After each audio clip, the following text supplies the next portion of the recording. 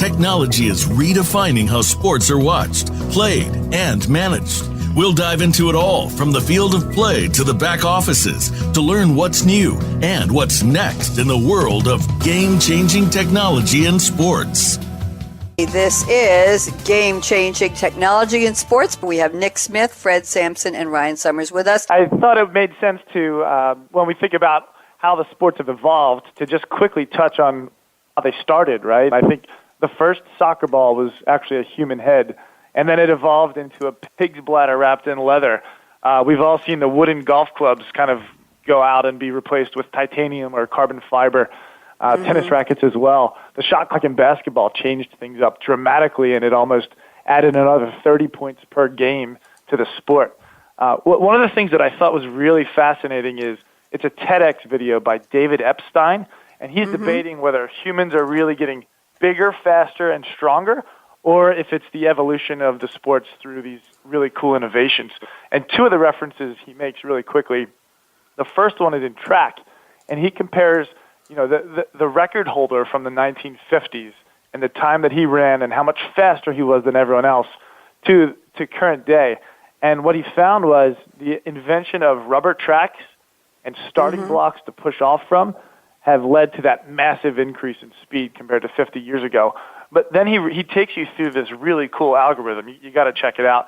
And he's able to deduct all those advantages and kind of reevaluate how the record holders today compared to how they were back then, and it's almost exactly the same. So instead of the way that we're learning more and we're training our bodies in completely different ways, and we've learned so much about health and nutrition, in fact, the biggest change that we've come through all those past 60, 70 years has been through these simple technologies.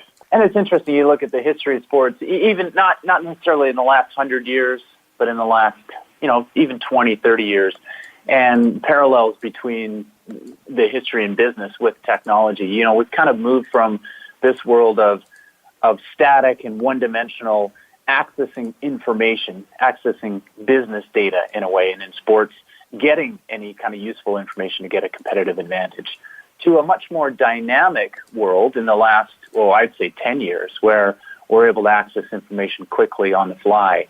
Now to a world that has changed, where it's autonomous.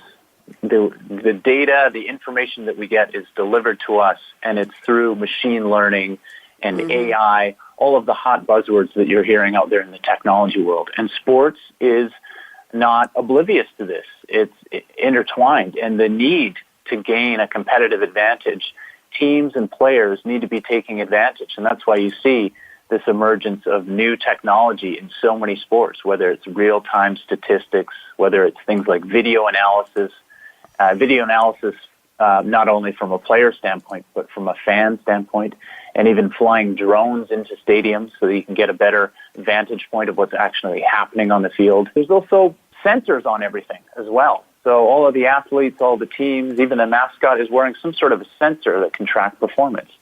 And Fred has done a lot of this with things like F1 racing and telemetry in cars. It becomes so critical to leverage this technology to gain that edge and the edge can be literally nanoseconds of an advantage.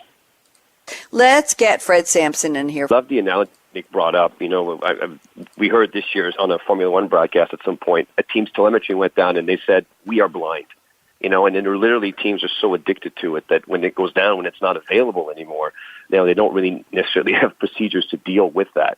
But what we're also seeing is competitiveness in the world of technology, because the cost and the availability of things like AI, you can go to video analysis vendors today and get video processed for very low cost with very easy tools. And so it's almost to say the people that are not using it are those that are going to lose out, because it's just so prevalent.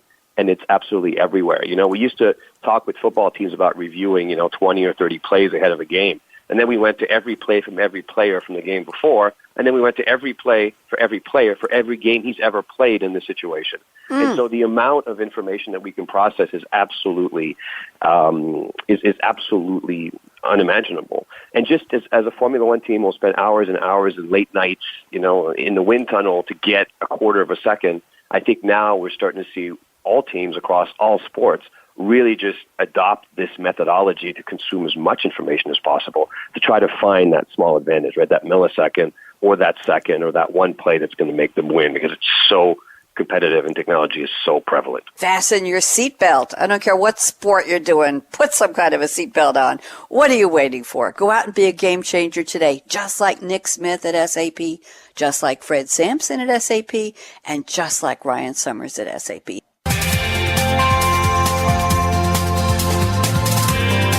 Thanks again for tuning in to Game-Changing Technology in Sports, presented by SAP, the best run SAP. To keep the conversation going, tweet your questions and comments to Twitter #SAPRAD.